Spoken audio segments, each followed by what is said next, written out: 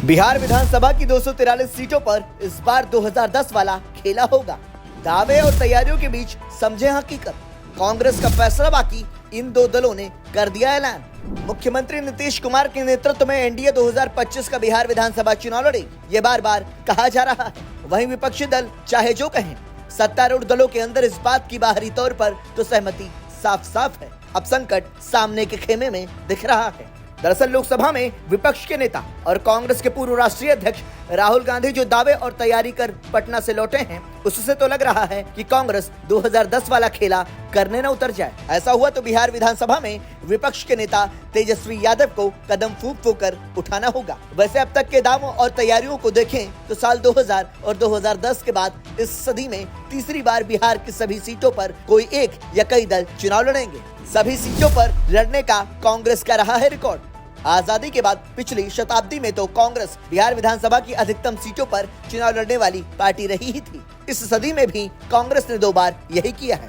साल 2000 और 2010 के बिहार चुनाव में कांग्रेस ने बिहार की सभी सीटों पर चुनाव लड़ा था।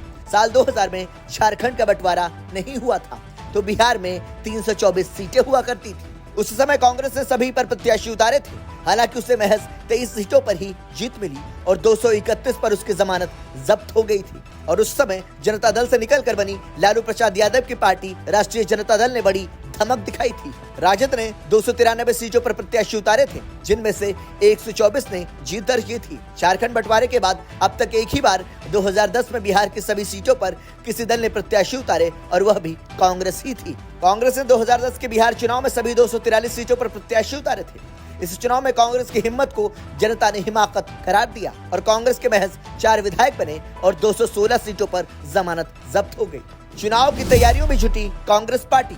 बिहार विधानसभा चुनाव में इस बार कांग्रेस सीटों को लेकर बात नहीं कर रही है। लोकसभा चुनाव 2024 में वह बात ही करती रह गई थी और राजद की ओर से अध्यक्ष लालू प्रसाद यादव बगैर चर्चा किए अपनी ओर से प्रत्याशी दिए जा रहे थे। बाद में सीटों पर कांग्रेस को समझौता करना पड़ा। हालांकि इस बार कांग्रेस ने बिहार चुनाव की तैयारी शायद गठबंधन के दलों से सबसे पहले शुरू की है। दरअसल कांग्रेस ने बिहार प्रदेश का प्रभारी बदला, फिर बिहार प्रदेश का अध्यक्ष भी दलित विधायक राजेश राम को बना दिया। राहुल गांधी लगातार बिहार दौरे पर आ रहे हैं। इस बार तो उन्होंने राजद का नाम लिए बगैर उनके कोर वोटरों यानी पिछड़ा, अति पिछड़ा और गरीब गुरबा को अपने साथ जोड़ने की पूरी योजना बनाई है। योजना बनाने से पहले बिहार कांग्रेस में भारी संख्या में पिछड़ी जातियों के जिला अध्यक्षों को कमान भी सौंपी है। कांग्रेस का फैसला बाकी, इन दो दलों ने कर दिया ऐलान।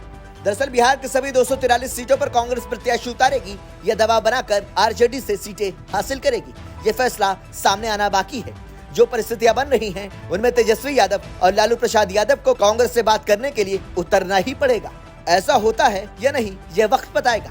फिलहाल 2 दलों ने बता दिया है कि वह बिहार के चुनाव में सभी 243 सीटों पर प्रत्याशी उतारेंगे, जिनमें जनसुराज पार्टी के संरक्षक प्रशांत किशोर ने पिछले साल उपचुनाव के समय ही बता दिया था कि वह बिहार की सभी सीटों पर प्रत्याशी देंगे। वह इस बात को कई बार दोहरा भी चुके हैं और पार्टी कल इसी के हिसाब से पटना में फिर एक बार बड़ा कार्यक्रम करने जा रही है। इन तैयारियों के बीच सबको चौंकाते हुए भारतीय पुलिस सेवा से इस्तीफा देने वाले बिहार में सिंघम नाम से मशहूर शिवदीप वामन राव लांडे ने हिंद सेना पार्टी का गठन करते हुए सभी सीटों पर प्रत्याशी उतारने का ऐलान कर दिया है। यानी कुल जमा बिहार विधानसभा चुनाव अब दिलचस्प मोड़ पर आ गया है। ब्यूरो रिपोर्ट, संदेश वाहक।